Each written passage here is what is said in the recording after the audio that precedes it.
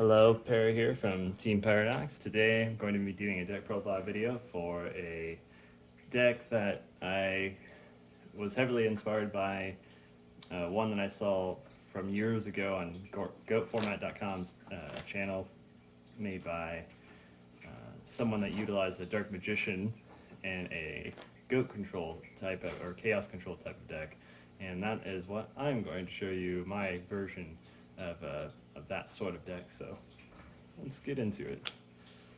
So Blackluster Soldier will be the only Chaos monster we use because we have a lot of variety in here, not just darks and lights. But as I said, 2 skilled Dark Magician.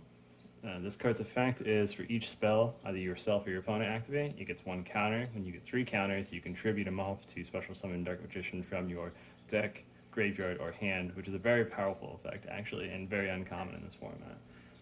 And then I play 1 Dark Magician, that's all you need. The worst thing to do is to really draw it, because you almost always want to summon it this way. But if it gets milled or discarded or something like that, you can, it definitely is not a bad thing. Discard it with charity, whatever. For the Tribute Light, that's very common to see in Goat Control or Chaos Control type decks. I play Zaborg instead of Air Knight or Chaos Command Magician. I just like Zaborg a little bit better. Honestly, you could do either way though. Air Knight maybe being the weakest against Warriors.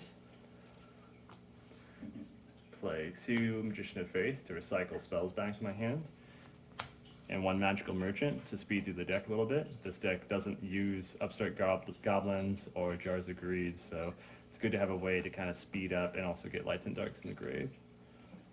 1 Tsukuyomi to recycle flip monsters, and Thousand Eyes Restrict. Sinister Serpent to help keep hand advantage and also summon Thousand Eyes Restrict more than once.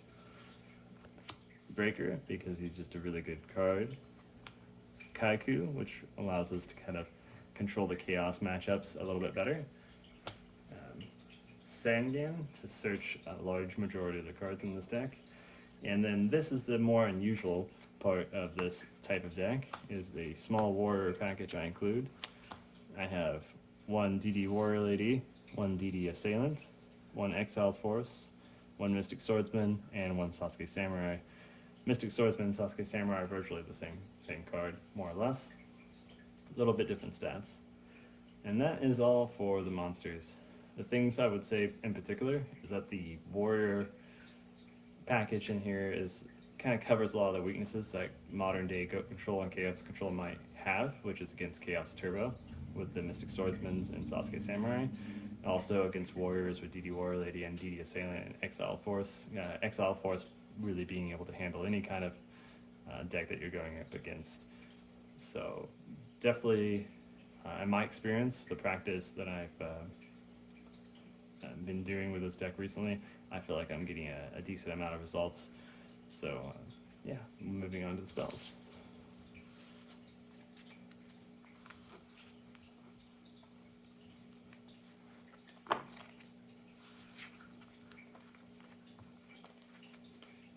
Spells, I play obvious cards, Graceful Charity, Pot of Greed, Delinquent Duo. I play 2 Scapegoats, not 3 because I already play quite a bit of monsters in here. They're 1-star. I play 2 Metamorphosis. It's important to note that you can also get not only Thousand Eyes Restrict, but also Dark Bolter to handle the Reasoning Gate match, which could be really difficult for this deck to deal with. 2 Nobleman of Crossout, mostly for Chaos Turbo. Side them out to play against Warrior. Heavy Storm, Mystical Space Typhoon, just good generic cards. Snatch Steal and Premature Burial, good generic cards again. Also, you can Snatch Steal your opponent's monster or bring back one of your own to tribute for Zaborg if you have to. Swords of Revealing Light's really good to have in the main deck against Warriors since that's so common. It's also not bad against the other decks. 2 Book of Moon, and 1 Reinforcements of the Army to support the Warrior package. That's it for the spells.